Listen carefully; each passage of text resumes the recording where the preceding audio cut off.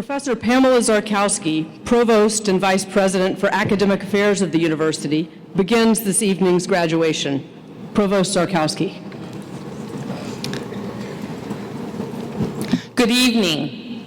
President Garibaldi, Dean Crocker, members of the Board of Trustees, Mr. Asher, School of Law faculty and administrators, university administrators, it's a long list, family, friends, significant others, and the most important group, the School of Law Class of 2016.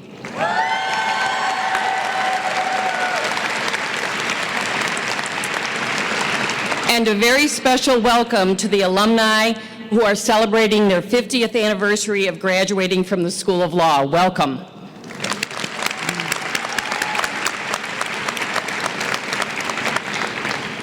It is both my distinct pleasure and honor to welcome you to the School of Law Commencement.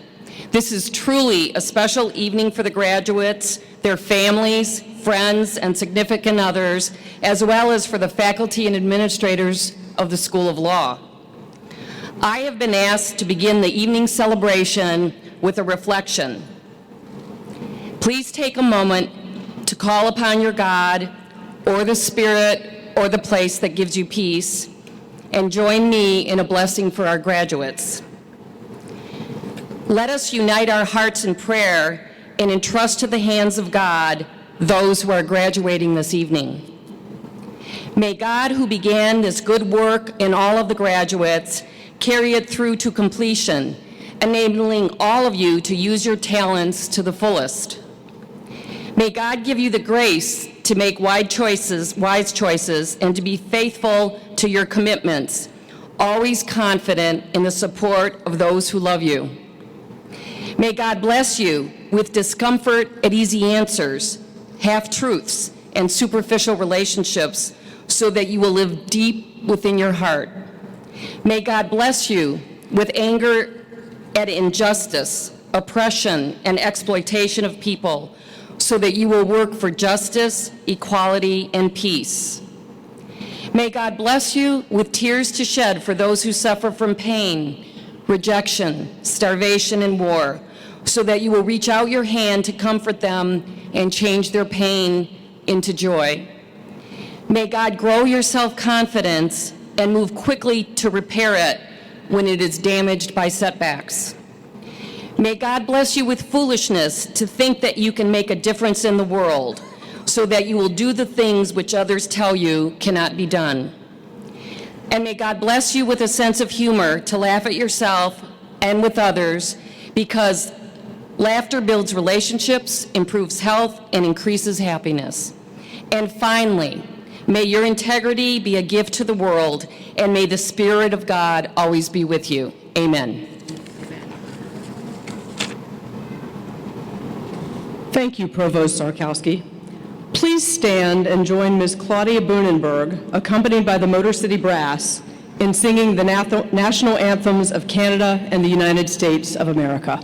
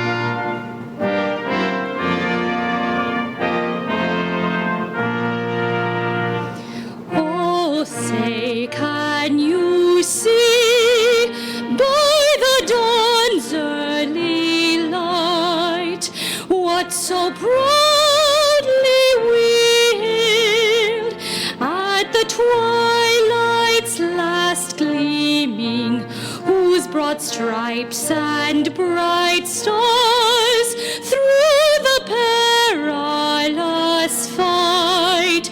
O'er the ramparts we watched were so gallantly streaming, and the rockets red glare, the bombs bursting in air, gave proof through the night that our flag was still there.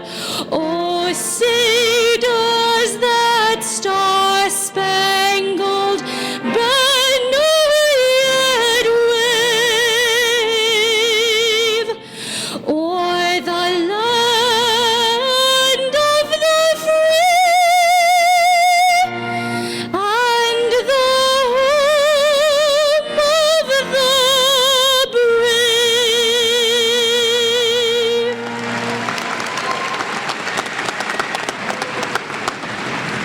Please be seated.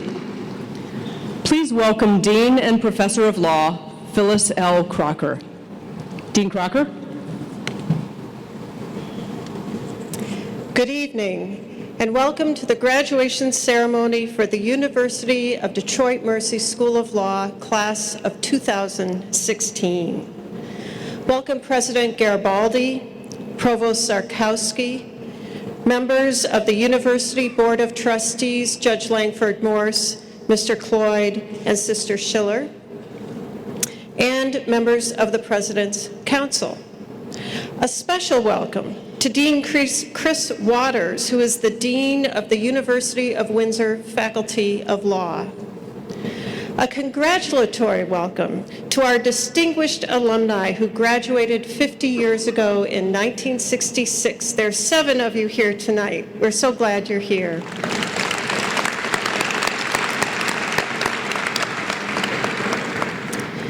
Welcome also to the family and friends of our graduates. You deserve a large measure of the credit for our graduates' success.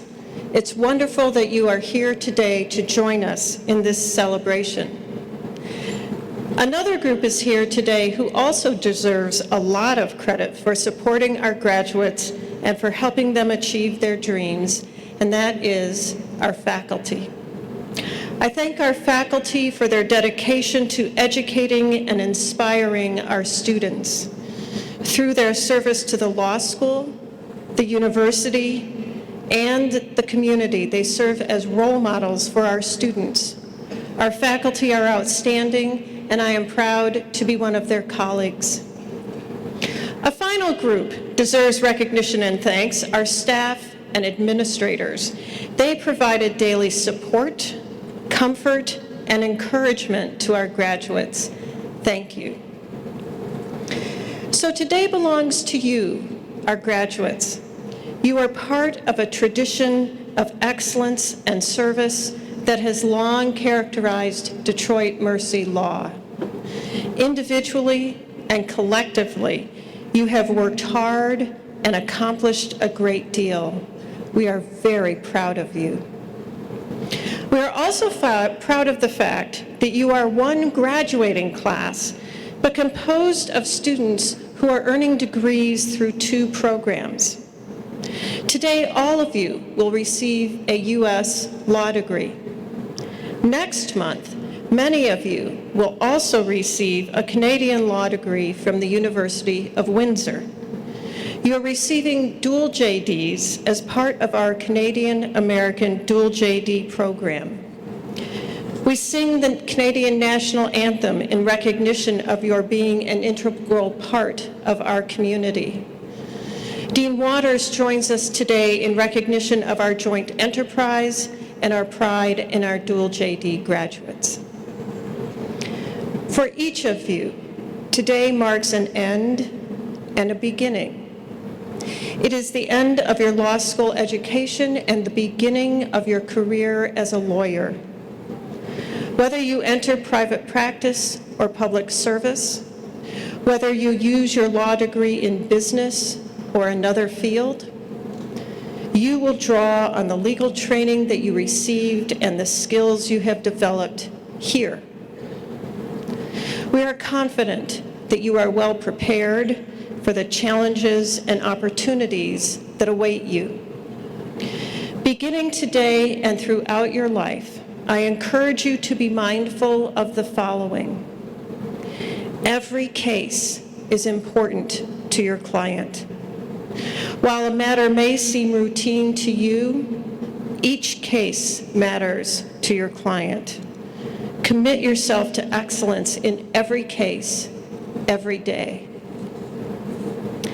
Throughout your time here, you have worked to make our communities more fair and just by helping those in need both through your coursework and volunteer projects. Your obligation as a lawyer will be to serve both private interests and the public good. No matter how you choose to earn a living, continue to be involved in public service by providing pro bono legal services or volunteering with charitable organizations or civic associations. Commit yourself to continuing to make our communities more fair and just. Reverend Dr. Martin Luther King Jr. once said, "The arc of the moral universe is long, but it bends towards justice." A few years ago, President Obama elaborated on Dr. King's words in a way that speaks to our collective and individual responsibility toward justice. He said, "The arc of the moral universe is long, and it bends towards justice. But here's the thing, it does not bend on its own. It bends because each of us, in our own way, puts our hand on that arc and we bend it in the direction of justice." As a lawyer, you will have the privilege and the responsibility to make this a more just society. Put your hand on the arc and bend it toward justice. Embrace that challenge. At the same time, remember your dreams. When you face obstacles or feel discouraged, and you will, remember why you came to law school. Pursue your dream with unrelenting passion. Finally, show your appreciation to your family and friends and for all the other people in your lives who have helped you become the talented women and men that you are. In sum, hold dear your family and friends, pursue your dreams, be a force for justice in our communities. Thank you.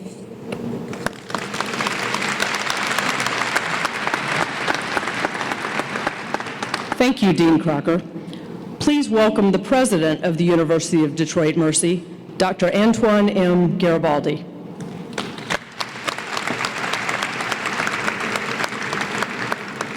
Thank you, Professor Wilkins.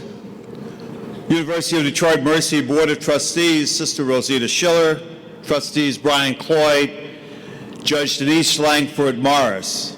Our speaker, Attorney Anthony Asher, faculty, staff, and students of the UDM School of Law, and all of the parents, spouses, relatives, and friends of the 2016 graduates, and most especially the 2016 graduating class of the University of Detroit Mercy School of Law.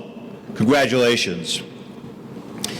And congratulations especially to all graduates, all 143 of you who will be receiving your professional degrees in the field of law this evening. You will soon join the ranks of thousands of distinguished School of Law alumni, and we are very confident that you will bring distinction to both the university as well as the School of Law. Let me begin my remarks by sharing a few interesting facts with your family and friends who are here this evening. First, the average age of your class is 27, but one of your classmates is 23 and another is in the mid-50s.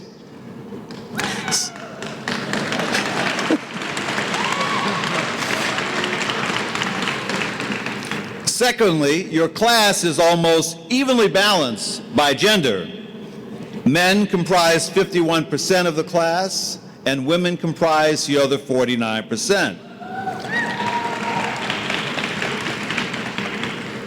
Third, your class of 143 came from 42 different colleges and universities in Michigan, 7 other states, and 3 other countries.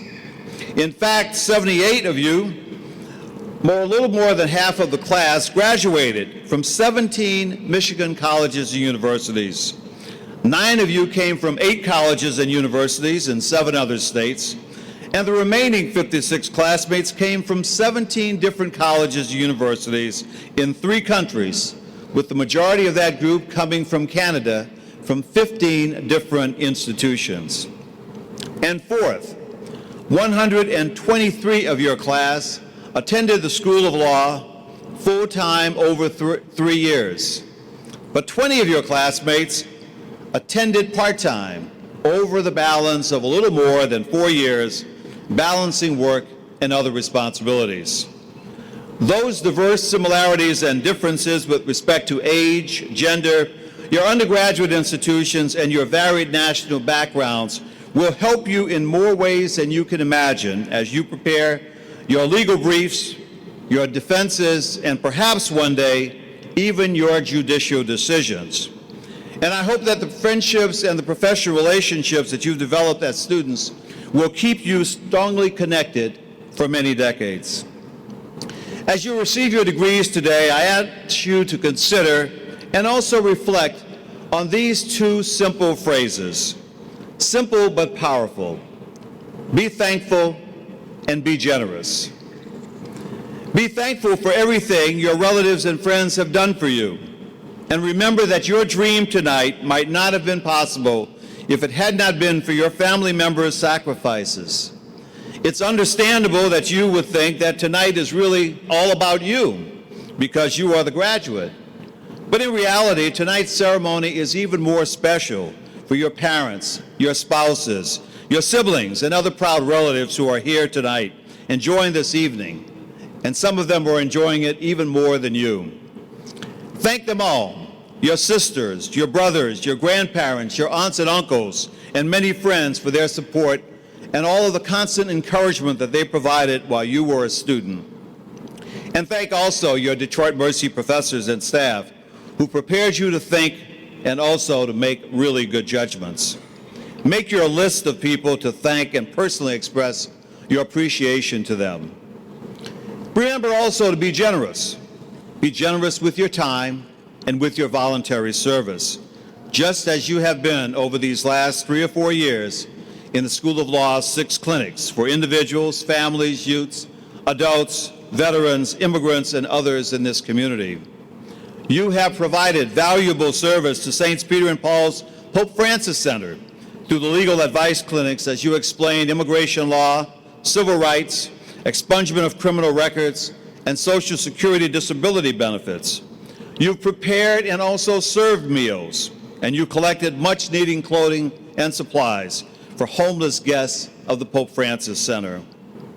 But you also mentored others in your efforts with the young women, for example, of the House of Providence, a foster care residence in Detroit that provides children with stability, hope, and healing. And you collected donations for food drives and bottled water for the citizens of Flint, as well as assisted adopted families during the Christmas season and raised money to help fund unprocessed rape kits in Wayne County. Continue to serve in your communities while you are practicing. Our speaker tonight, 2-time alumnus attorney Anthony Asher, knows the importance of being thankful and being generous. As you will hear in more detail shortly, Mr. Asher had the good fortune of being a University of Detroit undergraduate and law student because of the sacrifice of his late brother George. George raised Mr. Asher and his siblings, and he was an important role model of selfless compassion and also generosity. And Mr. Asher never forgot that when he became a successful lawyer. A few years ago, Mr. Asher found the perfect way to permanently memorialize his brother's legacy by providing significant financial support to renovate the firehouse across the street from the School of Law, which today is the George J. Asher Law Clinic. That building is a lasting legacy to the Detroit Mercy School of Law because of Mr. Asher's own thankfulness and generosity. Hundreds of citizens have been served over the years through the clinics, and particularly through the Asher Clinic, and many more clients in the School of Law, students, will be served for decades because of Anthony Asher's generosity. I hope you will follow Mr. Asher's example if a similar opportunity arises to show your thankfulness and your generosity for someone who has made you a better person. And as you're expressing your thankfulness and also your generosity, remember also to give back to your alma mater and her founders, the Jesuits and the Sisters of Mercy.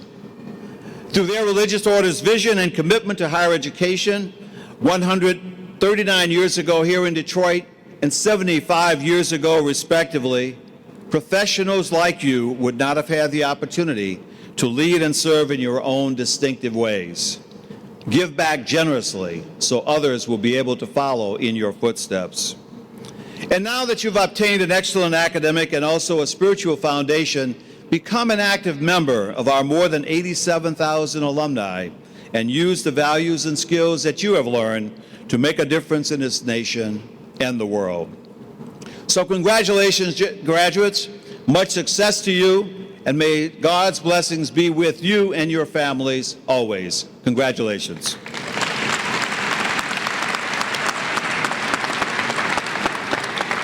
Thank you, President Garibaldi. The candidate for honorary degree will be presented by the Provost and Vice President for Academic Affairs, Pamela Zarkowski. Thank you, Professor Wilkins.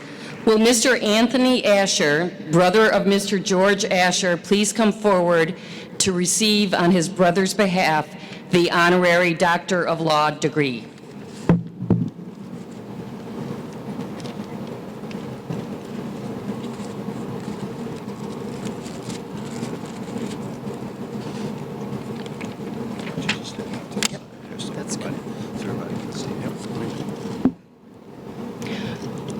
George J. Asher's short life was a model of selfless compassion.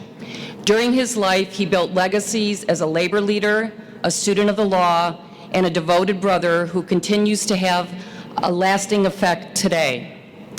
The oldest of Syrian immigrants, Mr. Asher left high school at 16 to support and raise his brothers and sisters after their parents died. A union negotiator for a Detroit area law firm, he so impressed the attorneys there, they urged him to finish his GED and earn a law degree. By day, he tirelessly defended workers' rights, and at night studied the law at University of Detroit School of Law. He fought against fraud in the building trades and became the executive secretary of the Better Heating and Cooling Bureau. His campaign for ethical business practices and installation guidelines created safeguards for the consumer while serving as a model for the industry. In 1963, shortly before his final year at the University of Detroit Mercy School of Law, George J. Asher died of complications related to hemophilia. Mr. Asher's ideals inspired his brother, Anthony Asher, 6165, to pursue a career in the law. He honored his brother George with his generous gift to the University of Detroit Mercy School of Law, George J. Asher Law Clinic Center, to continue its mission of service, which is part of educating the complete lawyer. In recognition of his fight for justice for workers, his work ethic, and his inspiring dedication to his family, University of Detroit Mercy is honored to present George J. Asher posthumously with the degree of Doctor of Laws, honoris causa.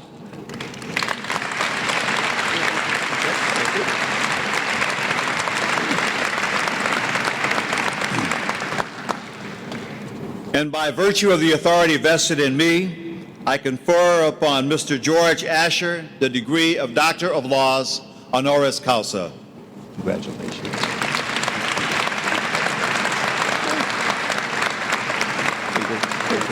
Yeah, that's it. Great. Ready? I'm not sure where I'm going. Okay, give it this way.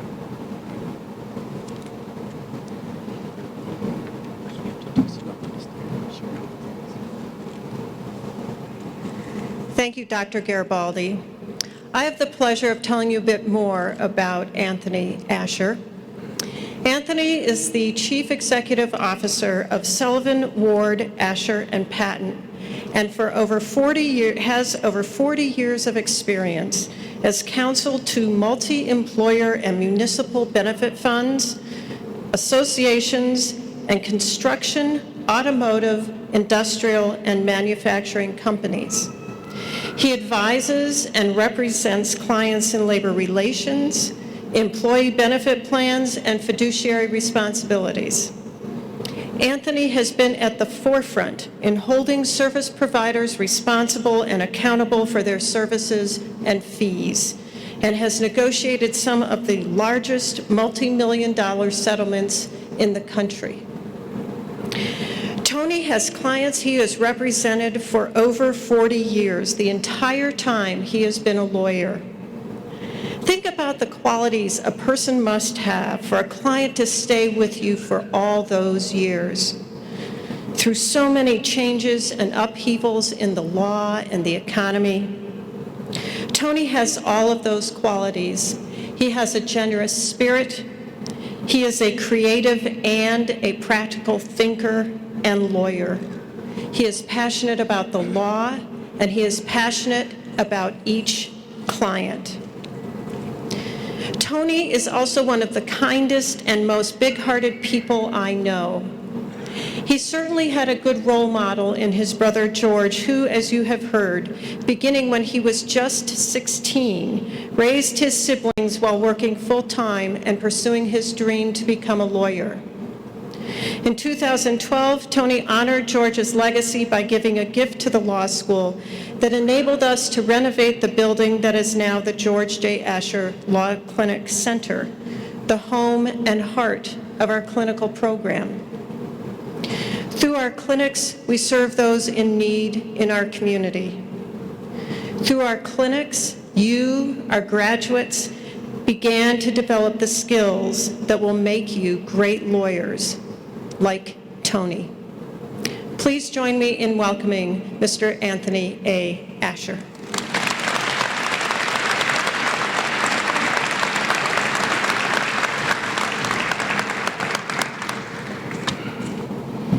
She made me kind of nervous.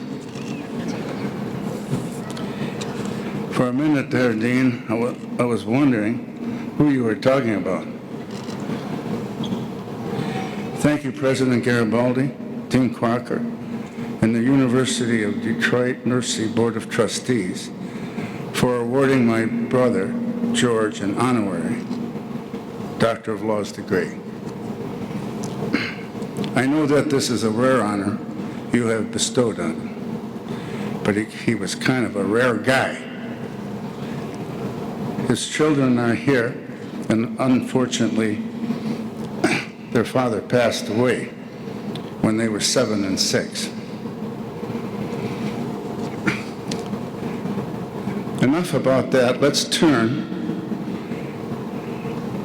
our attention to the 2016 graduates.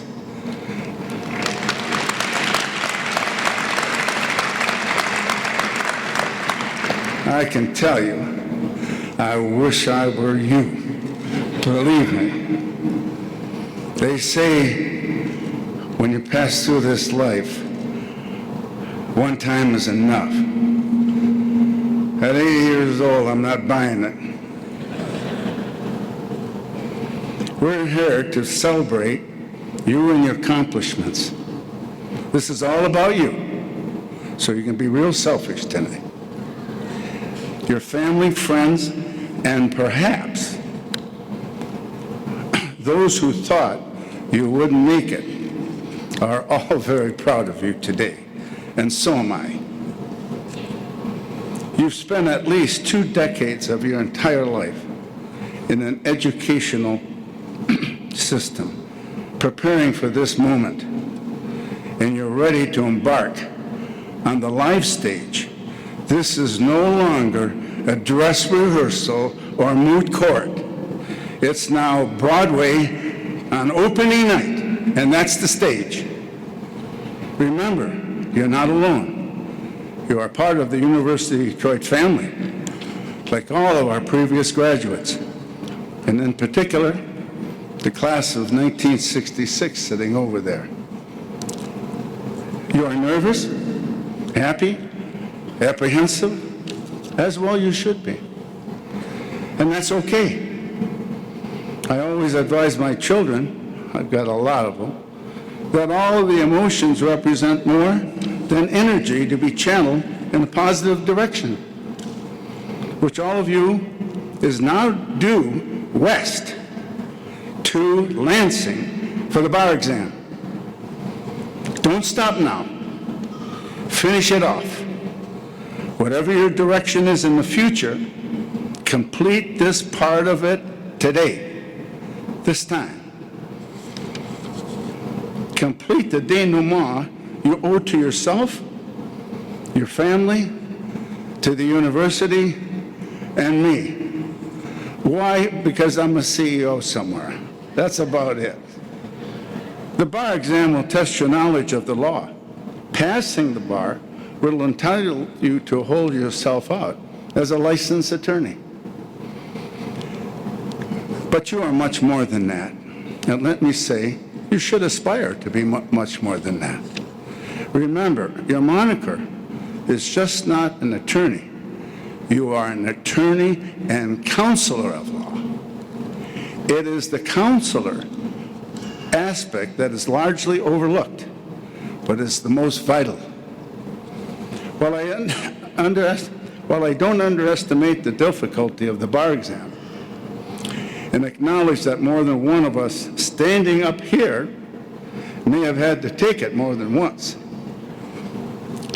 it tests your ability to memorize certain causes of action and apply procedural rules to a defined set of facts. That in no way represents the reality in which you are advancing. When a client comes to us and inquires about legal services, they pay us the highest compliment because they trust us as gatekeepers and depend on us for legal and consulting advice. We in turn owe them the best of the best advice. In starting our career, situations will occur requiring a moment of decision. As Theodore Roosevelt once stated, the best thing to do is the right thing. The next best thing to do is the wrong thing. The worst thing to do is nothing at all. The only man who makes no mistakes is the man who never does anything. Don't be afraid. Don't be afraid. You're well trained. Our service to our clients involves truly understanding their objectives and how to advise them to reach their goals. More often than not, a client will come to you with a very distinct question. Can I do this or that, and is this legal? An attorney will generally answer yes or no, but disregards the counselor part of the answer. A counselor will go further and ask the client, let me ask you something. If it was legal, would you do it? Now, this inevitably leads to a greater discussion and understanding. It is these situations, the adage, talking is overrated, but listening is underrated. Listening and understanding the facts before responding to options. Your client should never be in a position of saying about you, my lawyer said this and my lawyer said that. How remedial is this advice? The client should get up and run away and look for Sullivan, Ward, Asher, and Patton. Respect, but don't idolize your colleagues, senior partners, judges, opponents, clients. With exception, from time to time, you give a little leeway to the managing partner. You need to leave room for yourself to operate and exercise your skills. Test the bounds and strength of your personal constitution, the intestinal fortitude. How much can you handle? What's in your wallet? You may not know all of life's options now. In fact, I know you don't. After 50 years of practicing law, I don't have the answers, but I humbly admit I may have learned a few things along the way, and I'd like to share those thoughts with you. Thought one: for every wrong, there's a right. That's the basis of the philosophy of justice. I am motivated by this expression, for every wrong, there is a right. To me, this simply means there should not be a problem with the client's experiences that does not have a solution, and frequently this will take us to think about the creativity. Your mind should have no boundaries. If the existing law is not favorable to correct a wrong, think how to create the law. You commit to the issue facing the client.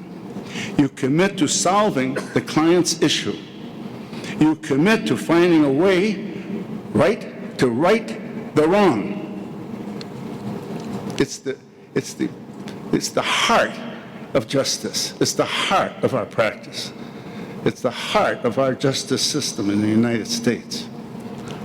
In my earlier years of practice, I represented a pension fund who invested in what they call guaranteed investment certificates. They call them GICs. Not all that glitters is gold. The GICs guaranteed an annual investment regardless of what occurred in the financial markets. And they were attractive to conservative investors. Hey, this year we're going to pay 4, and this year we're going to pay 6, and this year we're going to pay 2. I mean, how can you go wrong? This is like eating Milky Ways. The pension fund was subsequently advised that the fund could take a bigger risk. They could receive a much better return by reallocating their money to the stock market. I was instructed to carry out this transaction.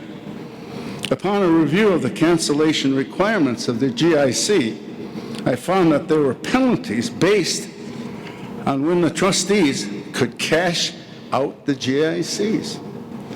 Anytime you see a document that's this, with fine printing, that you have to get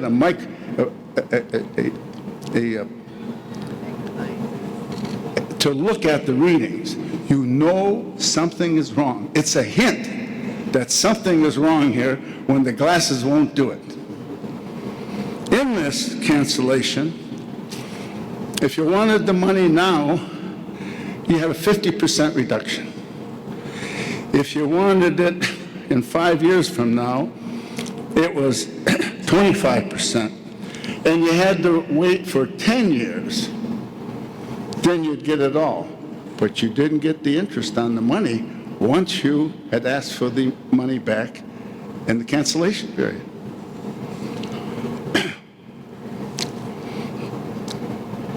I immediately contacted GIC representatives who informed me that the cancellation policy was pursuant to an express contract and was industry practice. I confirmed that this fact was true. And it was wrong. It was absolutely a wrong. I pushed this past the surface level research and dug deep to find an innocuous decision by the Sixth Circuit, showing that maybe these transactions had a conflict. And the conflict was that the money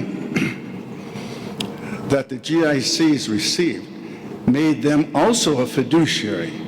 So we have a fiduciary dealing with a fiduciary, and that doesn't work. That's what we call a real conflict, because you're dealing with yourself in those terms. The matter was settled after a few years of litigation, and the pension fund received 90% of the money. As a young lawyer, I didn't want 95, but I'm not the client. And I begged them, give me that other 5%. I'll get it for you. I'll assure you. But the trustees said, hey, let it go. You did a fine job. You made a wrong right. The second thought, remember, you are not the client. Remember that you are there to serve the client. You may not always have the same ideas, values, or background. This does not mean you take actions that are against your moral code. But it does mean you have to recognize that we're all different, and we may serve different types of individuals and institutions. Thought 3, strive to be an innovator of the law. We may not create products with our hands, but we can create new paths to the law. Remember, a legal theory, which is well established, started with the first case to state the same holding as a novel proposition. We are often accused of lawyers playing with words. Sometimes we do. But that shows a misunderstanding of what we do. Successful lawyers are innovative and imaginative as an engineer. Just look at the groundbreaking decisions of the Supreme Court. Things that people thought were unimaginable decades are now reality. They were the result of some lawyer willing to challenge the status quo or plow a new path. And that's what you're going to do, because you've got too much work you've got in this thing. Thought 4, respect time. The last thought I would share with you is what I believe the most important ingredient in life, and that is to respect time. Your stock and trade. Time is our most valuable possession. You can't create it. Once it's gone, it's irreplaceable. A true appreciation of time can be gained over years, but I asked you today to consciously use your time from this day forward, wisely and with purpose. As a lawyer, son, daughter, mother, father, whatever role you play, use your time to make the most of the moment. Don't take life for granted, and you certainly don't take time for granted. When an attorney provides time for a client, the lawyer gives the client the most valuable possession. I'm so excited for the 2016 graduates. You are the future of tomorrow. You are tomorrow. You're the best educated, smartest, healthiest, and have rewritten the actuarial table and living longer than any other generation in history. Man, I wish I was with you. You have a long, wonderful life in front of you.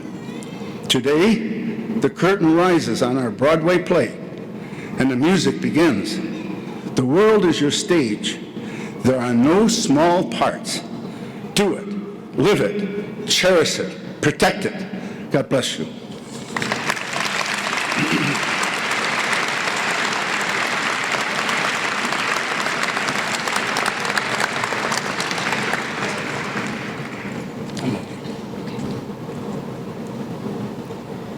Thank you, Mr. Asher, for being our commencement speaker. We will all treasure your words of inspiration and guidance.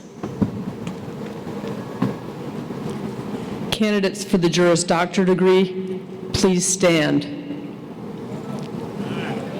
The candidates are presented by Dean Crocker.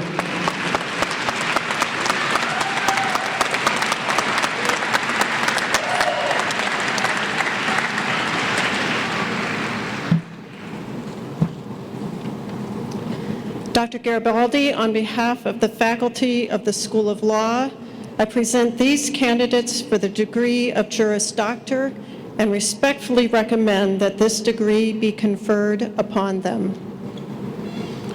By the authority vested in me, I confer upon you the degree of Juris Doctor and pronounce you sons and daughters of University of Detroit Mercy School of Law forever.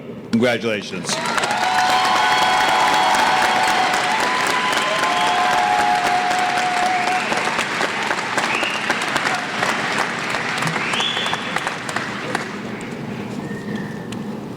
Graduates, please proceed to the stage to receive your academic hoods from the faculty and alumni of the school and your diplomas from the president of the university. The graduates' names will be read by Professor Richard Broughton.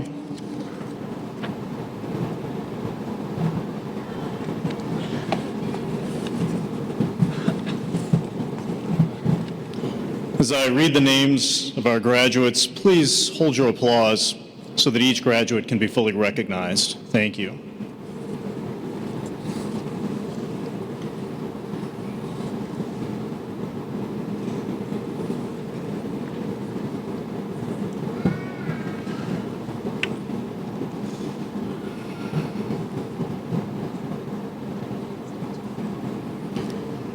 Jasmine Raynell Adolphus.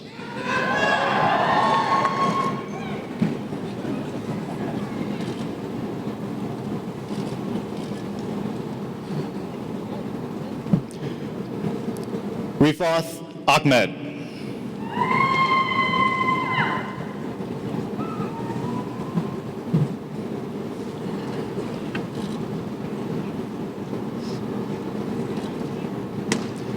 Farah Ayub.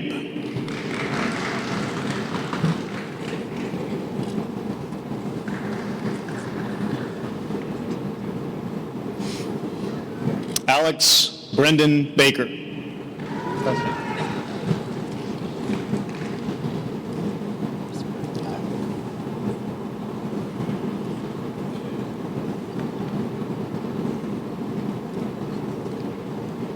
Catherine Marie Barris, magna cum laude.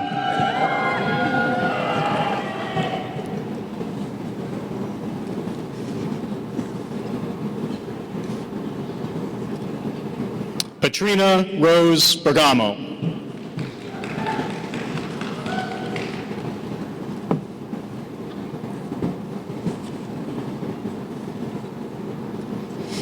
Jennifer Nicole Blackwood, also a candidate for the Juris Doctor degree from the University of Windsor.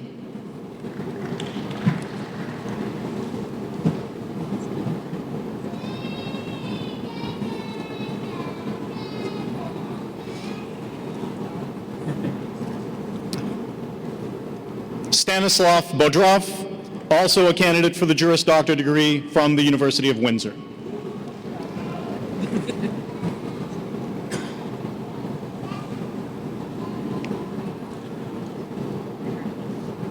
Samantha Vienna Bonanno, cum laude, also a candidate for the Juris Doctor degree from the University of Windsor.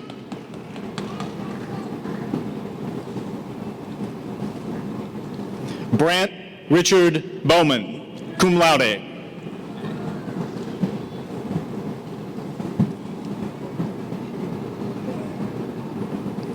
Sarah Florence Brady.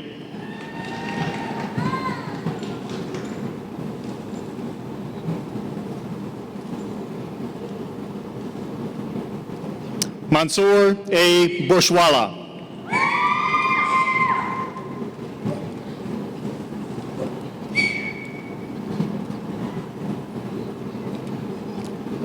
Daniel Richard Brown.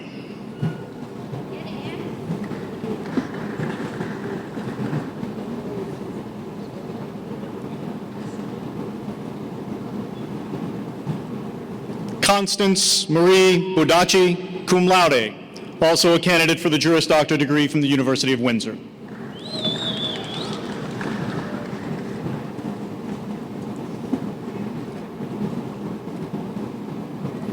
Constance Angela Burke, cum laude.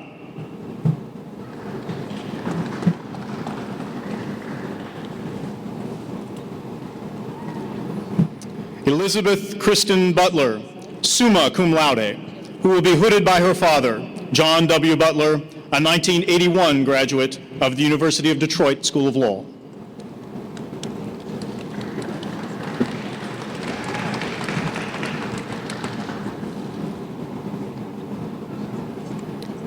Christina Campoli, also a candidate for the Juris Doctor degree from the University of Windsor.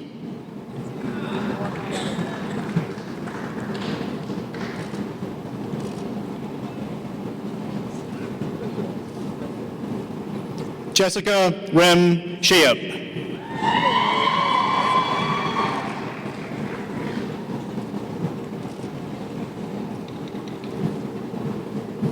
Joshua Jacob Chomet.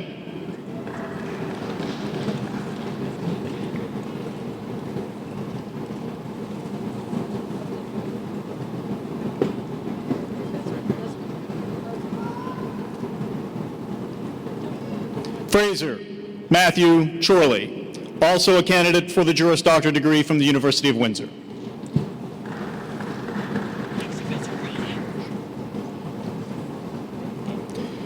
Miriam Victoria Cholog, cum laude, who will be hooded by her brother, Avis Cholog, a 2006 graduate of Detroit Mercy Law.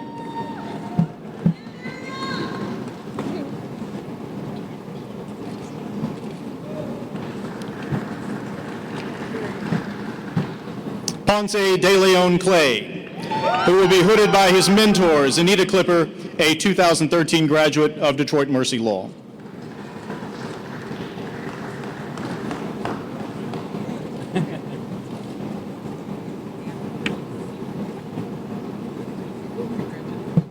Serena Kojakaru, also a candidate for the Juris Doctor degree from the University of Windsor.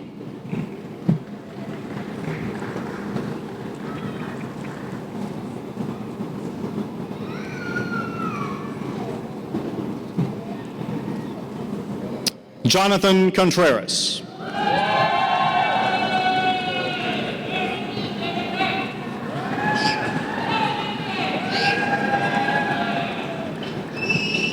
Victoria Len Crane, also a candidate for the Juris Doctor degree from the University of Windsor.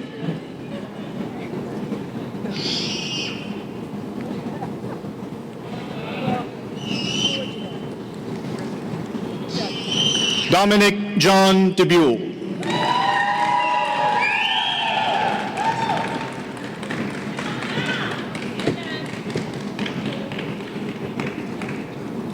Preston Mikhail Denna, cum laude.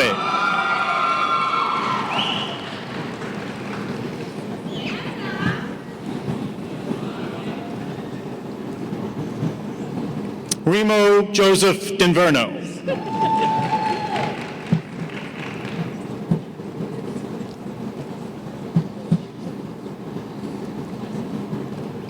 Stephen Roger Etherly, magna cum laude.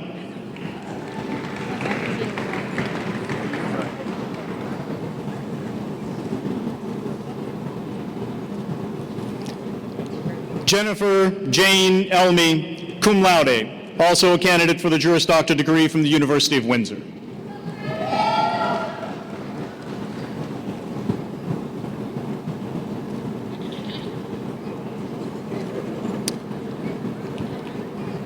Rayan A. Fardoon.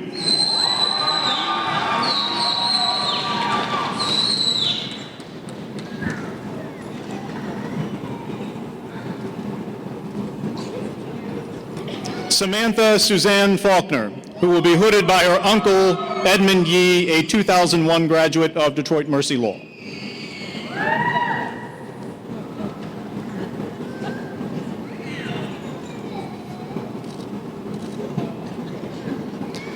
John Edward Fitzgerald, cum laude.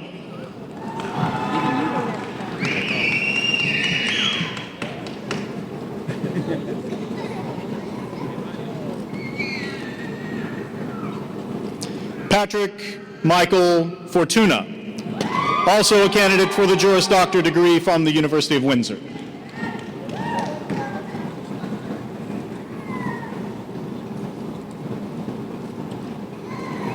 Janetta Renata Nicole Franklin.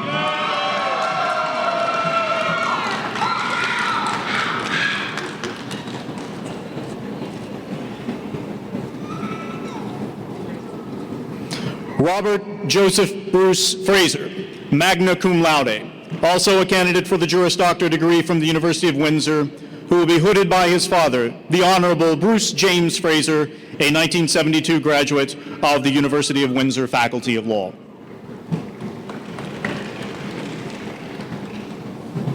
Jonathan Ryan Freshour, cum laude.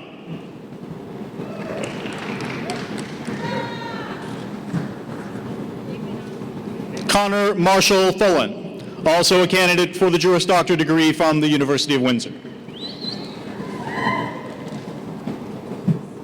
Vanette F. Garmo.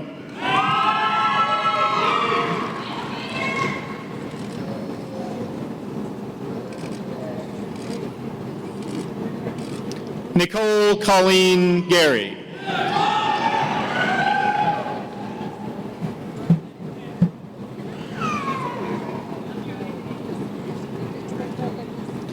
Nina Gavrilovic, cum laude.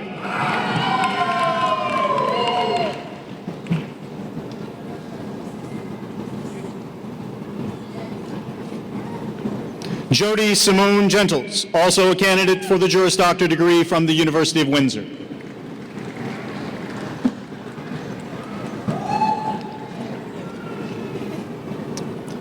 Kelsey Margaret Marie Gill, cum laude, also a candidate for the Juris Doctor degree from the University of Windsor.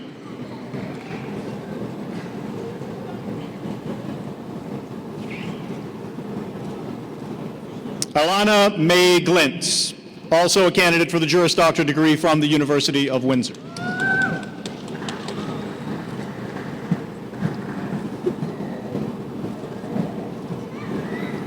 David Edwards Gorney.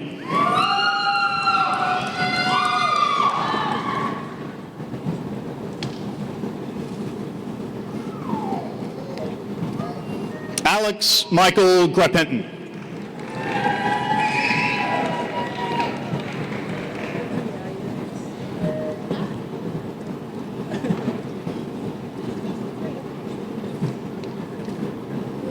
Rania Haddad.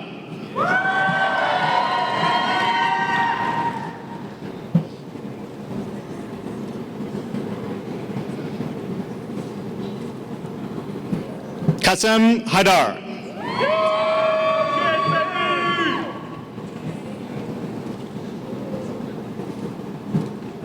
Brian Henosh.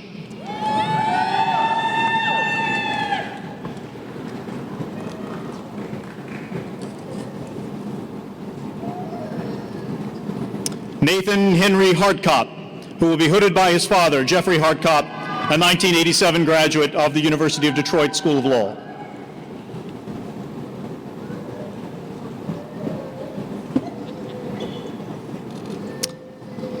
Rebecca Michelle Hemish.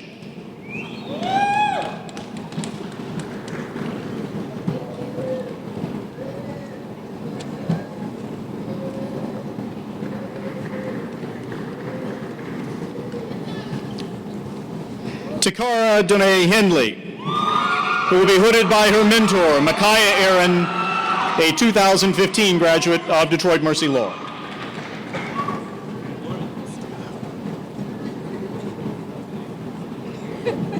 Crenissa Davina Hicks, who will be hooded by her cousin, Tracy Smith, a 2010 graduate of Detroit Mercy Law.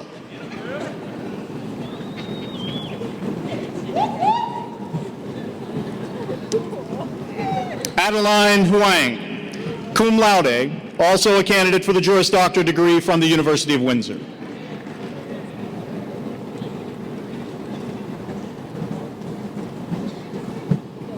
Brent A. Jaffe.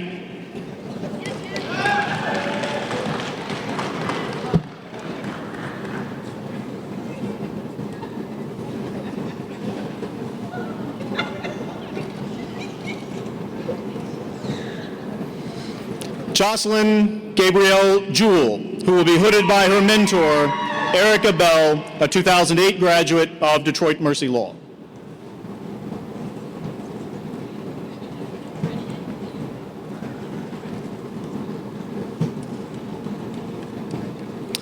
Supriya Joshi, also a candidate for the Juris Doctor degree from the University of Windsor.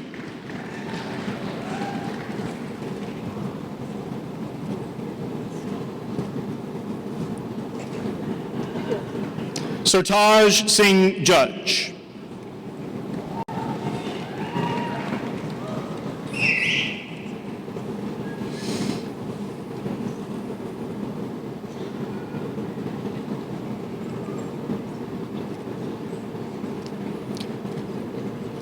Jacob Abraham Khan.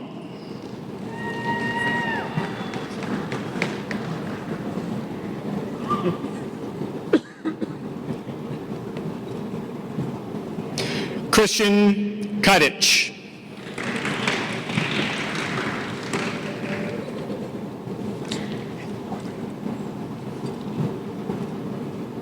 Lawrence Anis Keji.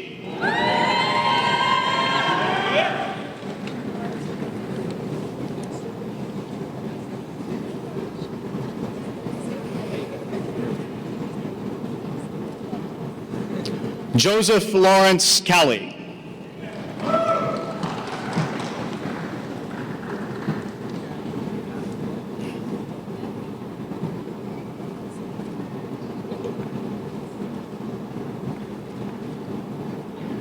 Thomas Edwin Kieswetter, magna cum laude.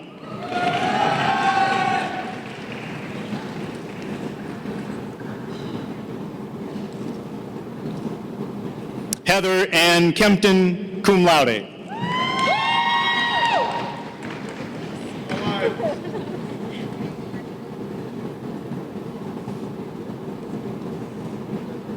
Sandra Kolyushkov, also a candidate for the Juris Doctor degree from the University of Windsor.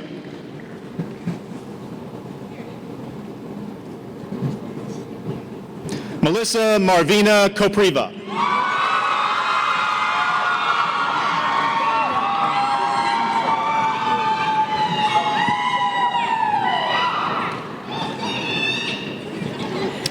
Alexandra Marianne Krancevic, cum laude, also a candidate for the Juris Doctor degree from the University of Windsor.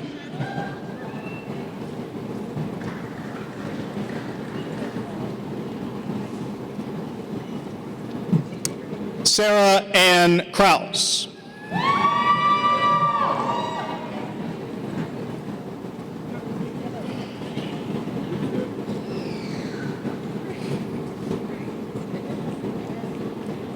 Evan Richard Cubes, also a candidate for the Juris Doctor degree from the University of Windsor.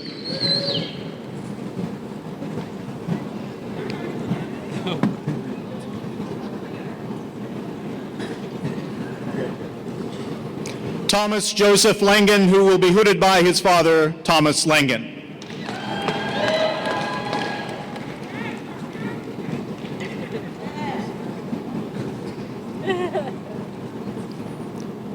Dinero DJ Lazar.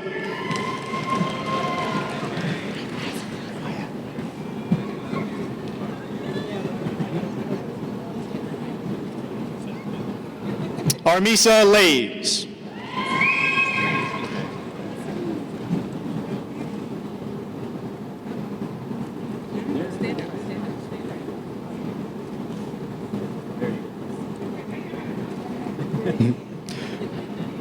Ganya, also a candidate for the Juris Doctor degree from the University of Windsor, who will be hooded by her cousin, Amit Ganya, a 2008 graduate of Detroit Mercy Law and the University of Windsor Faculty of Law.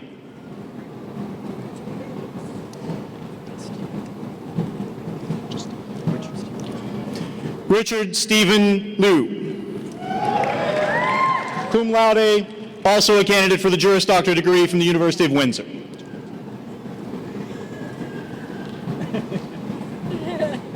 Salvatore Lo Iacono, also a candidate for the Juris Doctor degree from the University of Windsor.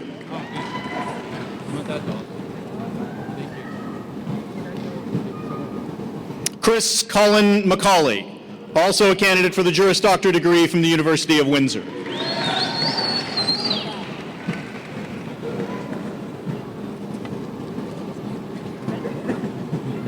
Nabesh Malakuti.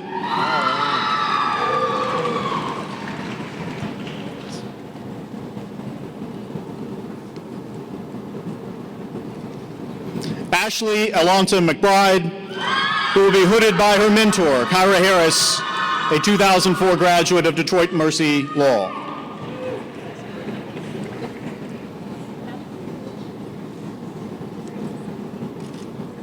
Stephen Paul McCarthy.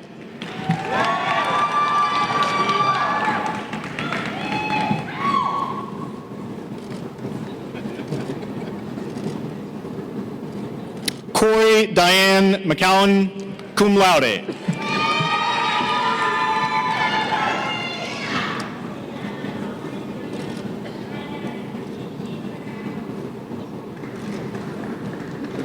Kevin John McLean.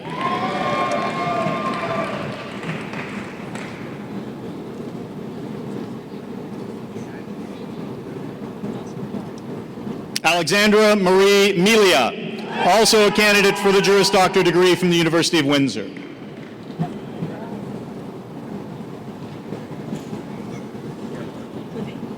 Justin Michael Miller.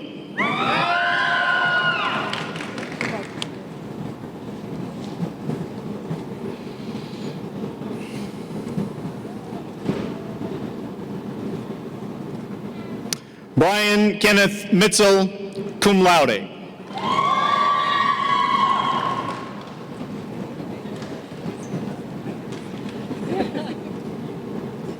Morgan Ilian Nasser, also a candidate for the Juris Doctor degree from the University of Windsor.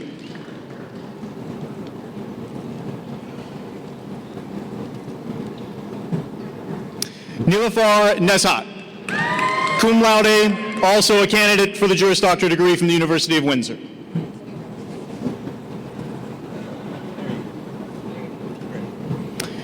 Kirsten D. Nunn, who will be hooded by her mentor, the Honorable Cynthia Diane Stevens.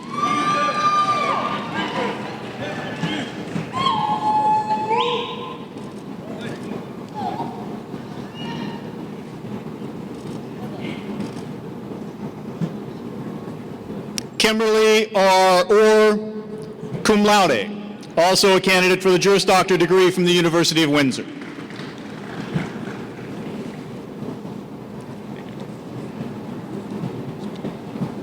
Nina Marie Paulini Lotarski, cum laude, who will be hooded by her brother, Frank Paulini, a 2012 graduate of Detroit Mercy Law.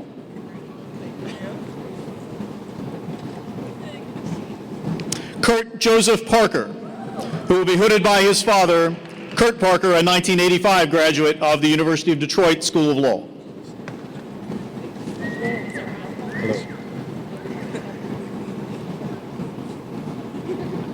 Ashley Kaur Punia.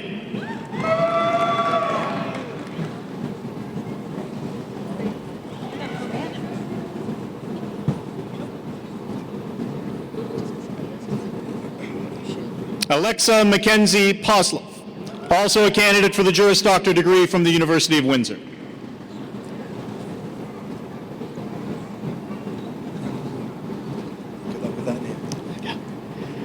David Angelo Provenzano, also a candidate for the Juris Doctor degree from the University of Windsor.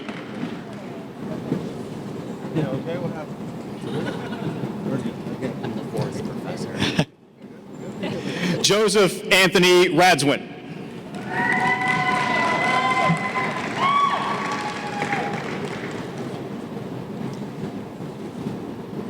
Margaret Elizabeth Reedy.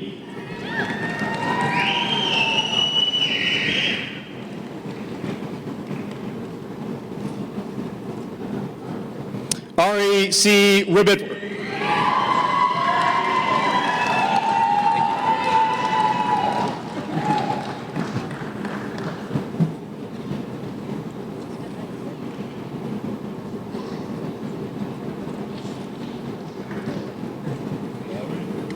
Will Calvin Rosemont, also a candidate for the Juris Doctor degree from the University of Windsor.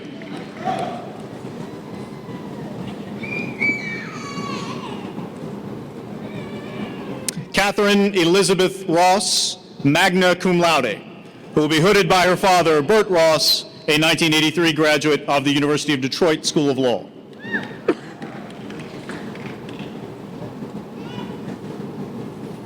Cecil Donald St. Pierre, also a candidate for the degree of Master of Business Administration from the College of Business Administration. Dina Marie Sana.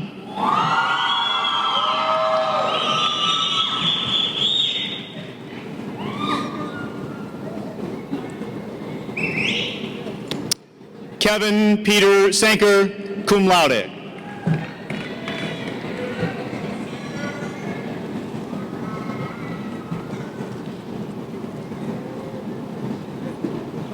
Stephanie Cito, also a candidate for the Juris Doctor degree from the University of Windsor.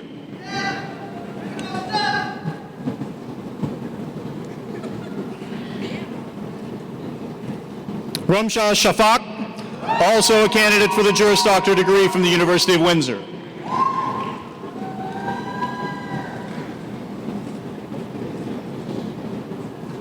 Kiur Gorang Shah.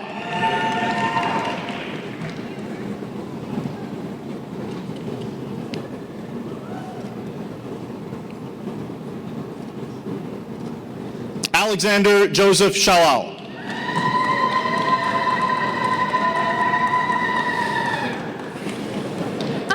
Stephanie Maria Shama.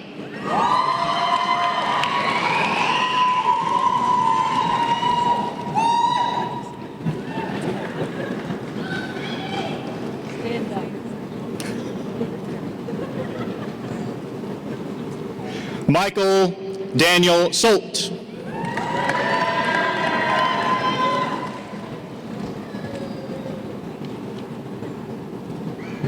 Mitchell Alexander Steele, also a candidate for the Juris Doctor degree from the University of Windsor.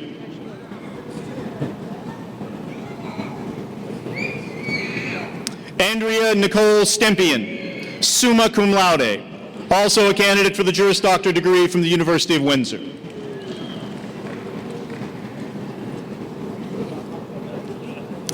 Casey Nicole Steidler.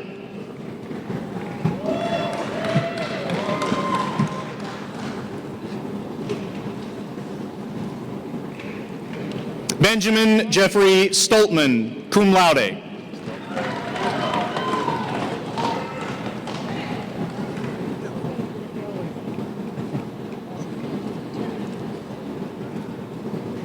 Chloe Caitlin Streetman.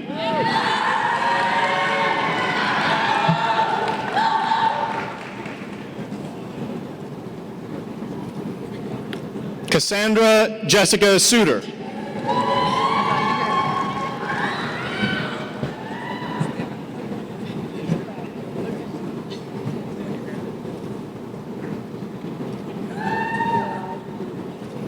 Omar Sundurji, cum laude, also a candidate for the Juris Doctor degree from the University of Windsor.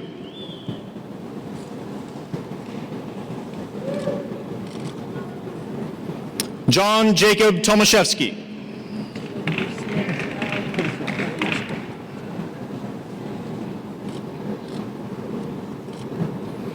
Justin Matthew Thomas, cum laude.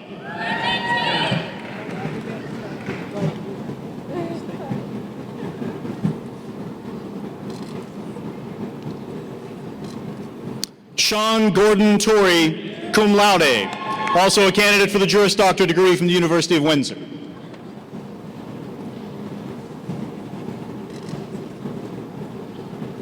Boris Alexander Triber, magna cum laude, also a candidate for the Juris Doctor degree from the University of Windsor.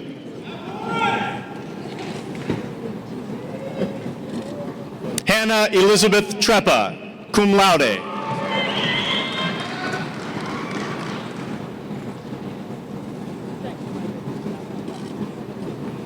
Rachel Caitlin Thomas.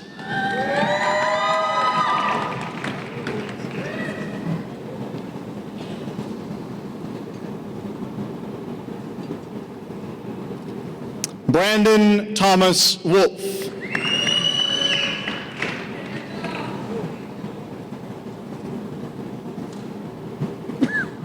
Jeremy Ayad Yaldo.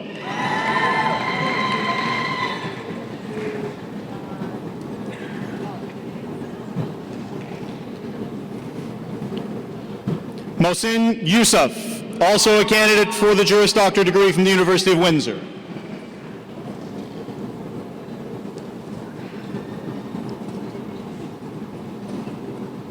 Scott Richard Ruark.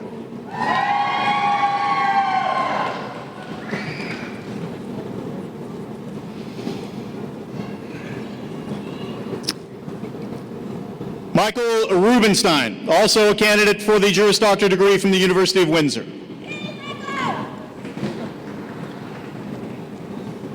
Paulina S. Tamborova.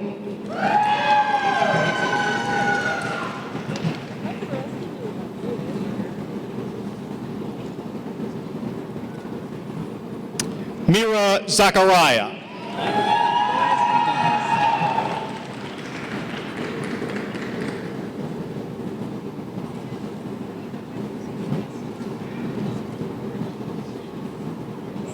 And Michael P. Da Silva. We honor Michael posthumously. He was also a candidate for the Juris Doctor degree from the University of Windsor.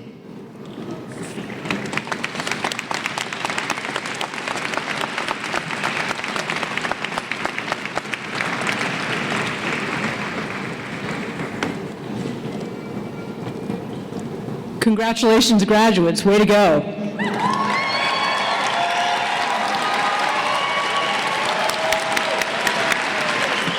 Now, Ms. Takara Henley will lead the new University of Detroit Mercy School of Law graduates in the prayer inspired by St. Thomas More. Graduates, you will find this prayer in the scroll you just received. Please stand.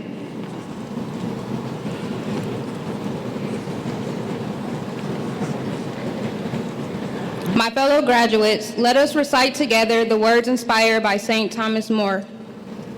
Lord, grant that I may be able in argument, accurate in analysis, strict in study, candid with clients, and honest with adversaries.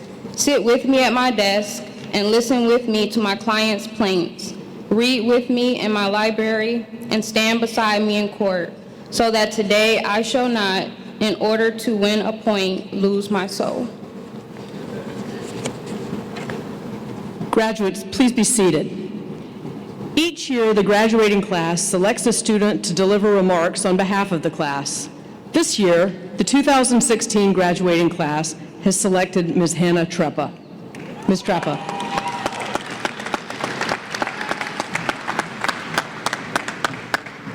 Thank you, Dean Wilkins. Good evening, graduates, family, friends, alumni, deans, and professors, and welcome. As graduation began to rapidly approach, I found myself reflecting upon my law school journey and how much we've all grown over the last 3 years. Questions that once haunted us as 1Ls now seem but a hilarious, distant memory, like, why does my professor keep talking about Iraq, and why do I get the feeling she doesn't mean the country? Who is this reasonable person, and why can't they seem to make up their mind about anything? Is a dog a good for purposes of the UCC? And what on earth is a rule against perpetuities? Well, I guess that last one's still a bit of a mystery. Law school is far more than 3 more years of classes, homework, and tests. It is the process of learning an entirely new way of viewing the world. As we've all heard, law school teaches you to think like a lawyer. But what does that really mean? Well, for starters, it means that watching television and movies will never be the same.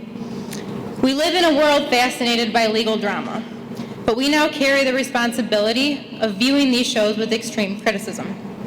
For example, we were left mind-blown by the blatant impracticability that individuals as power-driven as Jessica Pearson and Harvey Specter would knowingly risk their firm and their entire livelihoods to hire a non-law school graduate, non-bar admitted, drug-dealing Mike Ross. We laughed out loud as Annalise Keating hired a group of first semester 1Ls to run her firm and handle her most high-profile criminal defense cases. We're encumbered by questions like, isn't his lawyer going to object to that? And where was the probable cause for that arrest? In fact, just days after taking my criminal procedure final exam, I found myself shouting at a group of television detectives who continued to badger a suspect with questions after he had unambiguously invoked his right to counsel. It also means that we've become really enjoyable to interact with. We congratulate newly engaged friends by questioning whether they've considered signing a prenup. We confront our parents and our grandparents about their arrangements for their wills, trusts, and their durable power of attorney. It means we are full of questions and full of responses for anyone willing to listen. It means that if we didn't before, we have now come to love the sound of our own voice. Let's face it, there's no better proof of that than speaking at graduation. But it also means that we can now see both sides of an argument, that we can look at new issues and problems objectively and with an open mind, and that we can apply the law to a new set of facts. It means that we can memorize and recite more information than we ever imagined possible, that we can triumphantly conquer more stress and anxiety than we ever thought we would have to. Acquiring the ability to think like a lawyer means that we have become new people with strengths and skills that we can all be immensely proud of. During our first week of law school in August of 2013, a banner hanging in our school's atrium caught my eye. That banner, still hanging there as I left my last final exam last week, bears a quote by Thurgood Marshall.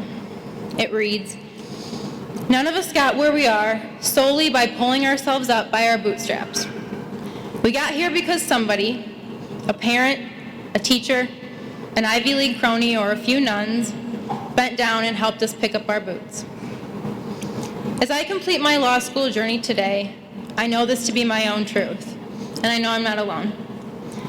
So to those special professors who introduced us to the legal world by teaching us in the classroom and guiding us in clinics and externships, who helped us find our first legal job, who listened to some of us complain about having late evening classes, who became not only mentors, but friends, thank you.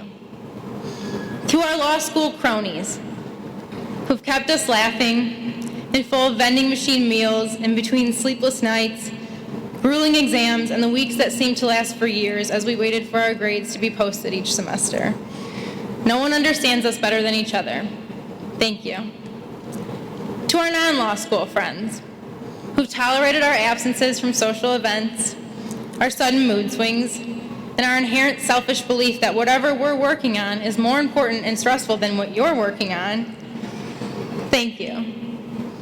To our extended families, aunts, uncles, cousins, and grandparents, for their pride, and for graciously allowing us to show off our newfound brilliance at holiday gatherings when we interrupted your political discussions to recite the levels of scrutiny used by the court on a constitutional issue. Thank you. To the boyfriends, girlfriends, husbands, wives, children, and siblings, most of whom have bore the brunt of the nervous breakdowns and the sleep-deprived insanity, but who are always there to encourage us to keep going or to force us to take a break. Thank you.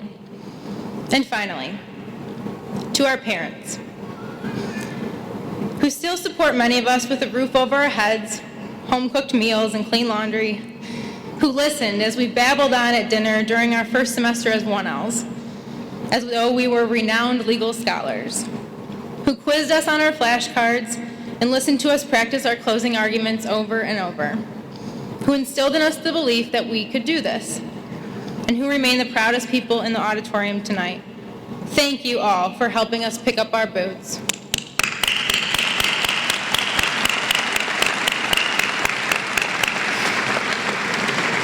Without all of you and your love, support, encouragement, and patience, most of us would not be here today.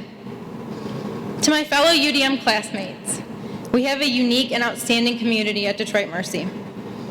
Law school is often considered one of the most competitive arenas, But I can say with great pride that my law school experience has not been one dictated by competition, but rather one filled with respect, integrity, and generosity. I am confident that the members of this class will go on to become some of the hardest working, most trustworthy, and kind-hearted attorneys. In the members of this class, I have found some of my dearest and truest friends, and I can't thank them enough for making this experience about more than just books and exams, but one truly worth remembering. It has been an honor and a privilege to attend this outstanding university together, to join and to further the success of campus organizations together, to struggle together, to learn together, and to laugh together. And I wish each and every one of you the absolute best. Thank you.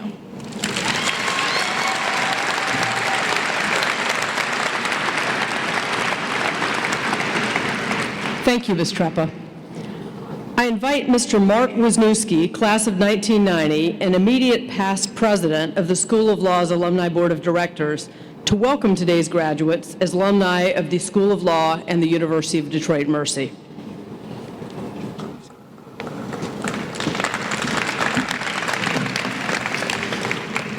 Thank you. On behalf of Greg Ulrich, our president, he was unavailable today, and I think we learned, or you have learned, the first lesson of being a lawyer. Sometimes things come up and you got to call to the bullpen. I've given this speech for the last 3 years, and I hope to do better than the Detroit Tigers bullpen and finish this as a winner and not give up 7 runs. John J. Osborne Jr. is an American author best known for his best-selling novel, The Paper Chase. The Paper Chase is a story about the 1L experience at Harvard Law School and the battles with Professor Charles Kingsfield. I don't know if you had a Professor Charles Kingsfield. Was it Gary Mayville? Was it Bob Brown? Was it Jacqueline Hand? Or was it Larry Dubin? I only mention these 4 professors because they taught me, and I continue every year to thank them for the great work they did preparing me for law school. So on behalf of the university, they're still going, they're still doing great. I'm sure they got a little bit softer in the last 26 years, but thank you to them and all the professors at the university.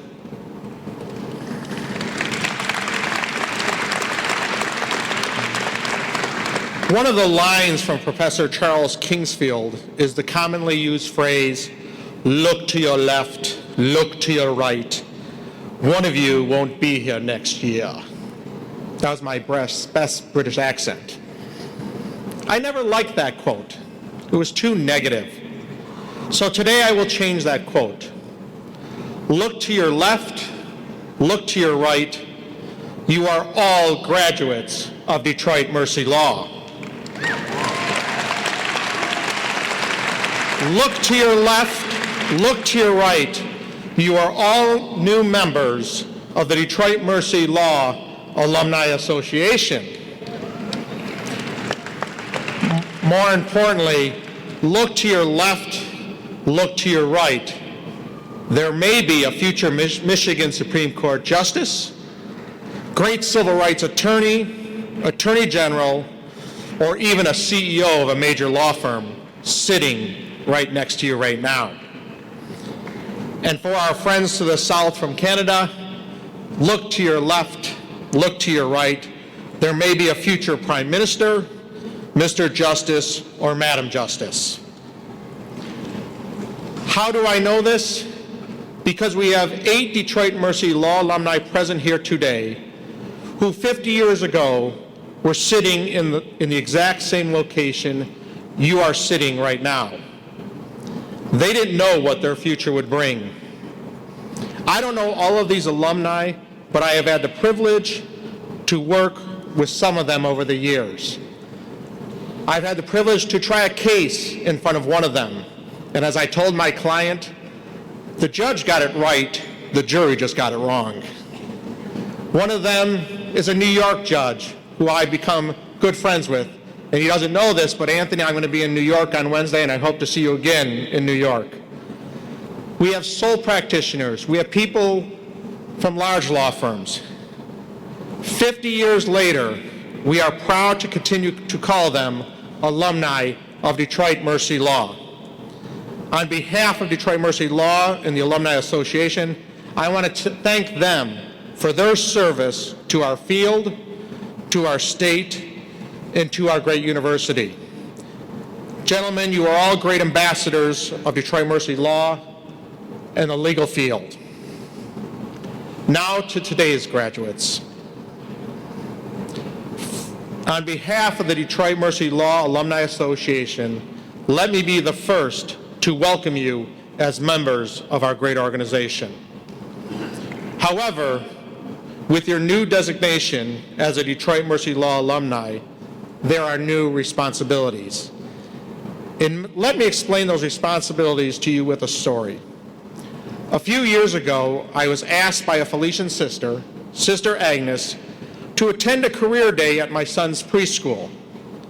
My job was to explain what a lawyer does to a group of 4- and 5-year-old children.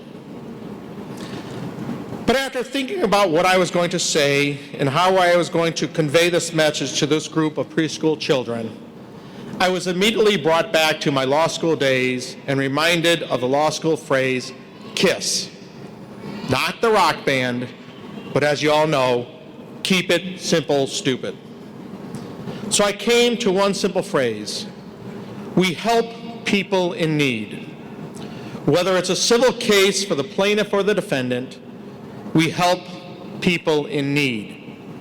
Whether it's a criminal case and you are the prosecutor defending the victim or the defense attorney defending the accused, we help people in need.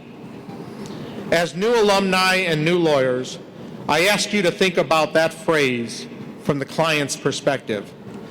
Think about it every time a new client or a new case crosses your desk. From the client's perspective, they are saying, I am putting my problem in your hands. Help me. The good news is that Detroit Mercy Law has prepared you for this challenge. The university has been preparing future lawyers for over 100 years. This great university and staff have prepared the graduates from 1996, they have prepared me, and they have prepared you, the graduates of 2016, to meet the challenges you'll face as lawyers. To meet the challenge when that client comes to you and says, help me. But don't be fooled. You can't do this on your own. You have many resources to meet the challenges. Please, use your classmates as resources. Turn to other Detroit Mercy Law graduates. Turn to your professors for help. I have often turned to my professors over the last 26 years to ask them questions to help me when I needed help.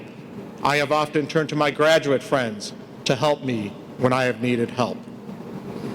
I will end my remarks today with one of my favorite quotes from Father Solanus Casey.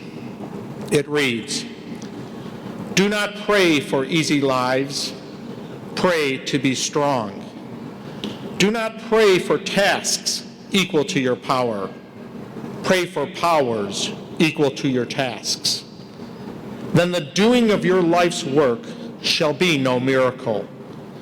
You shall be the miracle." So go out, graduates of 2016, and start performing the miracle of helping people in their time of need. Congratulations, graduates, and good luck.